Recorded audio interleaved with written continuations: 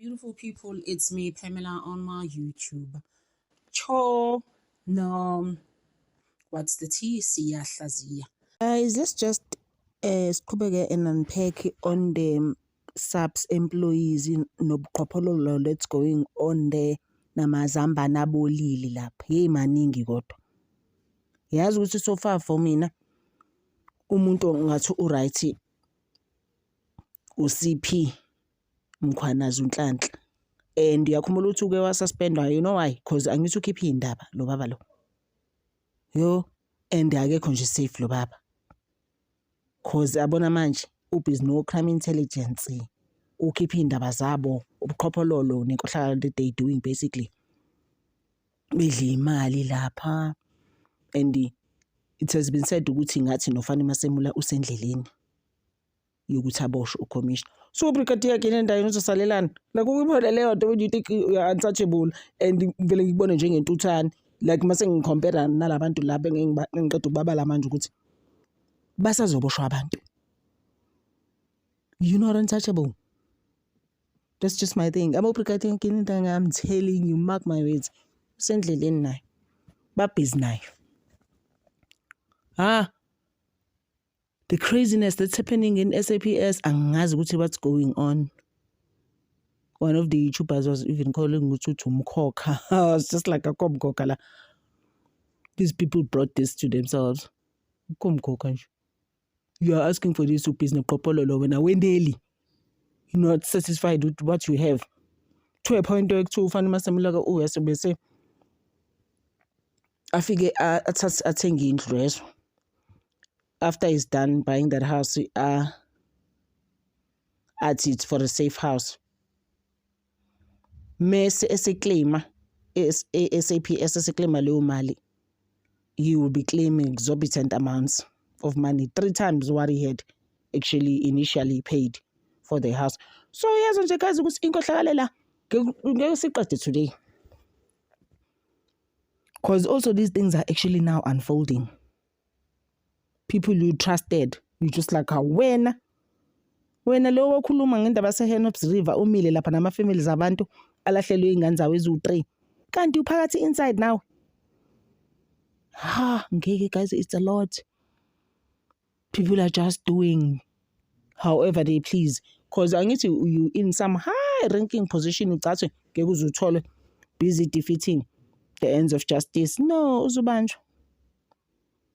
Ngimnika intambede nje no Brigadier Genenda siyazi isikhathi sakhe. His time will come. It might not be today or this year. Ngeke azakholwa. How he was doing to Umthobisi Mncube emhlalese kwi solitary confinement. Siyazi isikhathi sakhe nawe sazohlala lapho akeze ukuthi kunjani. Do unto others what you like to be done unto you. Cabanga ukuthi nje leso sisho savele siqhamuka nje from entabeni for some reason. Yo guys, it's crazy what's going on at SAPS. It's greed. What's going on there? There's a lot that's coming out here. Ukhumalo naile entourage yakhe angithi labantu bakhe aba6 brigadier brigadier overnight. Hey, abanye abantu bayajabula guys. Uyambona uMajor General Olushaba ubusy naye uPatricia Mashale. Hayi kandaza lo baba. It's just like ngeke but why busy noma hosha. Osisi laba basebusuku. Uyabona usengikwazi la ku YouTube ukubasho. It's just like ngeke. It's a lot. 2 hours bathatha abayisa kwakhe one day endlini waqeda lapho wathi bamrobile endlini. He was robbed after uMakhosha ehambe ne laptop and some things la endlini wena because angithi vele UCFO ekuthi ama CFOs now because angithi wona phethe imali company. They are such skebengus. Oh my word. I was just like, baba lo wrong. Wafika Monday emsebenzini yobhala report ukuthi no, actually I was robbed. So now ngifuna imali yami back, izinto engirobhe zona, i-computer, some stuff in the house. And to this days ngiyazazi ukuthi kubale nje i-computer kuphela. And ukuthiwa yonke le nto yavele yafakwa under the carpet. It turns out umuntu wayicoshela uLady of the Night emgwaqeni waya naye endlini. Afika wantshontsha usisi endlini.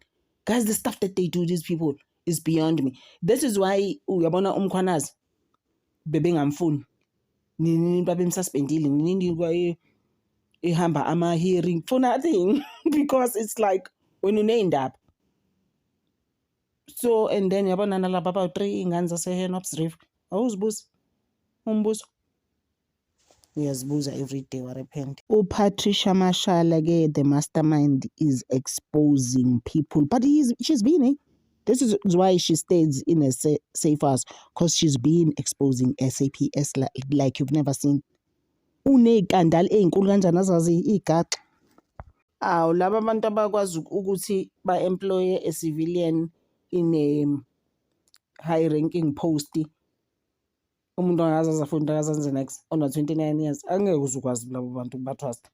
You can't trust them. These people nje must just be futhi not demoted. Hayi ngeke ababoshwe straight, abahlala bahlele ejele. Kodwa-ke manje bashiye i-CFO ejele. Laba abanye bona bahlaleleni bengaboshwa. I meant why were they given bail? Like I said, guys, ziningi indaba zase-SAPS ngeke uzuyiqeda because also noSenzo Mchunu naye kuthiwa bafuna ukumketula because uqhamuka la uzozenza ugudi. Guys, ma ugudi abantu njengomkhwanazi abakufuni. Awufuneki ma u-straight. Kufanele wenze uqhophololo. Ube scam, ube fraudster, ube yonke into le engasile. Ukubona. And those things azibuyiseli, I tell you. Nobheki icele again, he's implicated njoba implicatwe nasecaleni kaSenzo Meyi ukuthi naye waba involved ekutheni singakwazi ukuthola ubulungiswa for uSenzo Meyi. Uyaqhamuka naye la kulezi zinto. Uyabona guys ukuthi akukho right. Okay, I just wanted to add ukuthi uLushaba-ke khathi ebize Lady of the Night endlini walahlekelwa i-laptop ne-state firearm, and he had actually lied about how he lost it. So indaba manje seziyaphuma ukuthi wayilahla kanjani. Guys, omakhosha kodwa hayi ngeke ithi uPhilani Lushaba, uMajor General for that matter, uqhamuka nezitori ukuthi I was robbed, it was a house robbery in Amanga, all those things that are surfacing. Uzobanjwa. Abanga guys, out of all the people abebelapha, all 7 of them, he is the only one who didn't get bail. Umuntu usoza imali, wayephethe imali zekhampani zase-SAPS. CFO ehle uDineo Mukhele bayigebengu kubo ngoba nobaba wakhe waboshwa 6 months back by ama-Hawks. Like they always getting stuff in their lives ngobuqhophololo nenkohlakalo. Ingane sebeyifundile at 30 years old, your life is done ngoba unamanga, ngoba futhi uzala ubaba unamanga nawe osanda ubuqhophololo. There's like what's going on with them is that they always get ahead ngamanga. Those are not legit all the time by foster life. And akufune guys, as I've always said, ngize ngenze example ngama-channel aku-YouTube. 4 ama-channel ami ku-YouTube, only one is paying. It's called patience and consistency. You have to be consistent. There's a channel la 3 years akaze ngikhokhele ngisho isenti ku-YouTube, but I'm not giving up. Ngeke ngikwazi ukubenza ubuqhophololo, ngizokwenza buphi? You understand my point? Because I'm used to getting stuff ngisebenzele without forcing matters and doing izinto zemigulukudu. Uyayibona leyo nto leyo? Yeah, kune-channel la, una 3 years. Akaze ngikhokhele ngisho 1 rand. Le esikuyona manje what's the tea? Uya ku-2 years yena. Ngaye ngademonetizwa kuyena. Kubani nginenhliziyo ende ngabekezela for a year. Baze baqala ungikhokhela beginning of March. I mean actually in March asiyibekeni kanjalo. Phela they pay on the 25th angithi YouTube.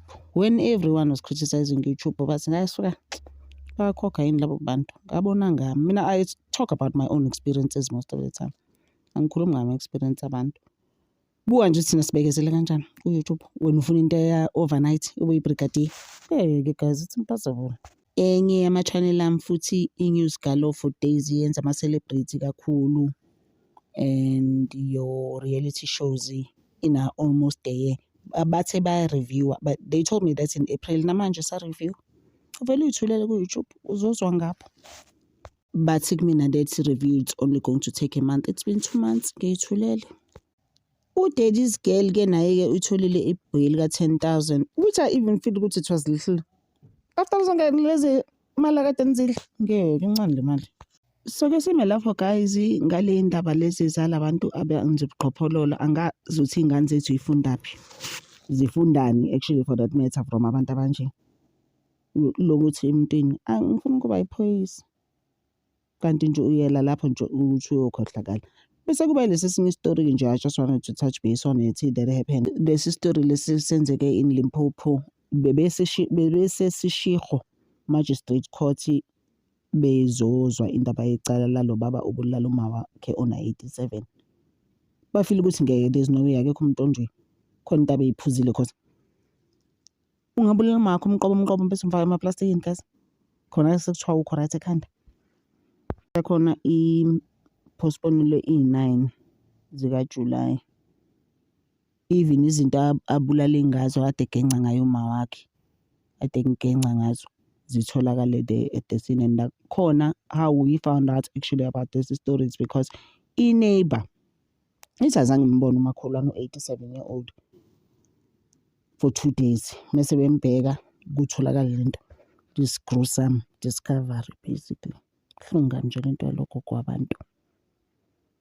Other family members bathi nje he must just get a life sentence in fact. And bekwaziwe endaweni ukuthi uyamhlupha uma wakhe, but she's always been reluctant to press charges against her own son. So yabona nje guys, inhlukumezo is everywhere emhlabeni. Abantu bahleli in closed doors behlushwa.